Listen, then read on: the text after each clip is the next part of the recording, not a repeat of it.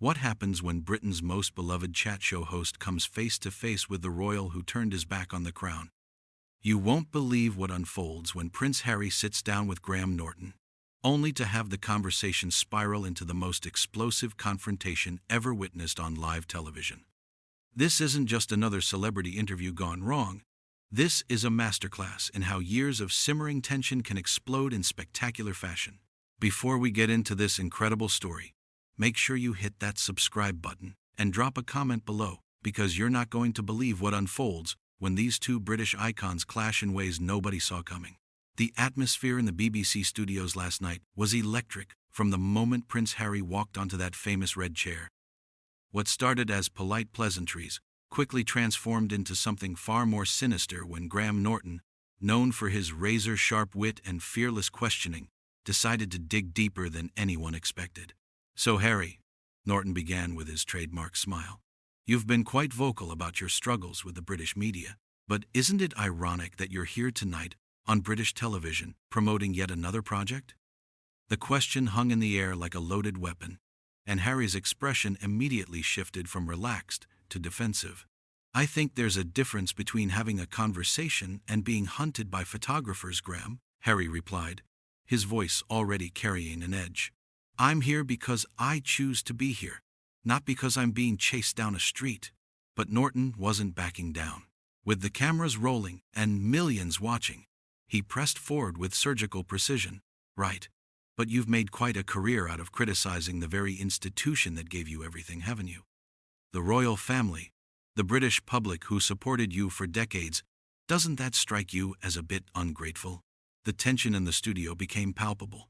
Harry's jaw tightened visibly as he leaned forward in his chair. "Ungrateful? Are you serious right now? I served my country for 10 years in the military. I've dedicated my life to charitable work. But apparently, because I had the audacity to speak my truth about what really goes on behind palace walls, I'm ungrateful?" Norton's eyebrows raised mockingly. "Your truth? That's an interesting way to put it, because from where I'm sitting, and where millions of British people are sitting at home, it looks like you've spent the last few years airing your family's dirty laundry for profit. Netflix deals, book contracts, tell-all interviews. How exactly is that serving anyone but yourself?" The studio audience shifted uncomfortably in their seats. This wasn't the light-hearted banter they'd come to expect from Norton's show. Harry's face flushed red as his voice rose. "You want to talk about profit? Let's talk about how the British tabloids made millions destroying my mother's life, and then tried to do the same to my wife. Let's talk about how the palace threw Meghan under the bus to protect other members of the family who were actually behaving badly." "Oh, here we go," Norton interrupted with theatrical exasperation. "Everything comes back to Meghan, doesn't it? Poor Meghan, the Hollywood actress who apparently had no idea what she was getting into when she married a prince. Give me a break, Harry. She knew exactly what she was doing." That comment was the match that lit the fuse. Harry shot up from his chair, pointing an accusatory finger at Norton.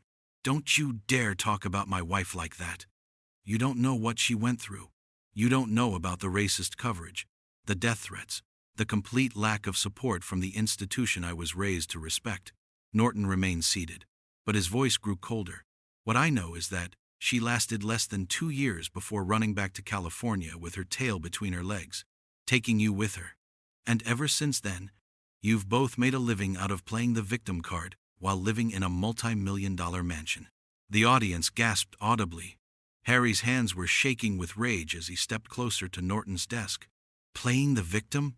My mother died because of the British media's obsession with the royal family. I watched them destroy her, and I watched them try to destroy my wife. The only difference is, I wasn't going to sit there and let it happen again." "Your mother died in a car accident in Paris, Harry," Norton shot back, his voice dripping with disdain.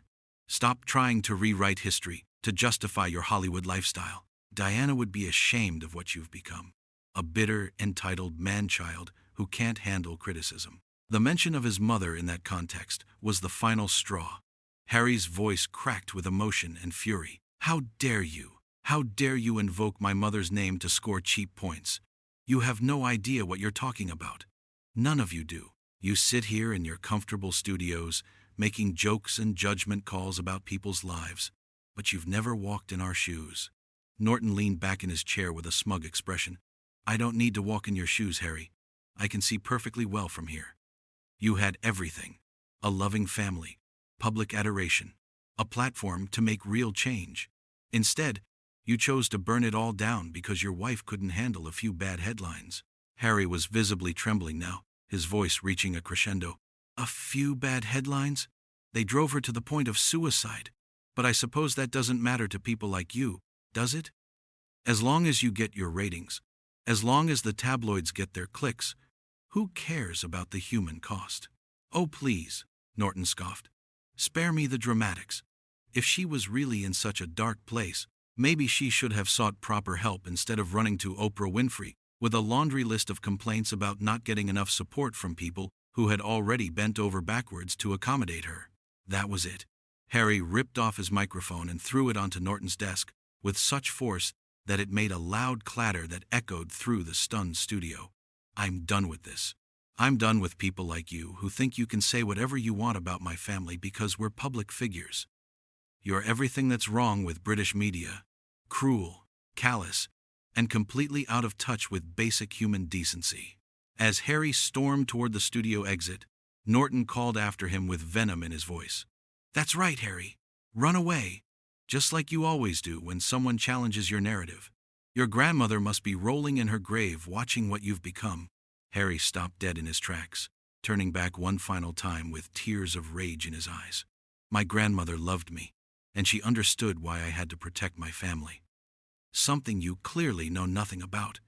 With that final devastating blow, Prince Harry stormed out of the studio, leaving behind a stunned audience and a host who had just witnessed his own show implode in the most spectacular fashion imaginable.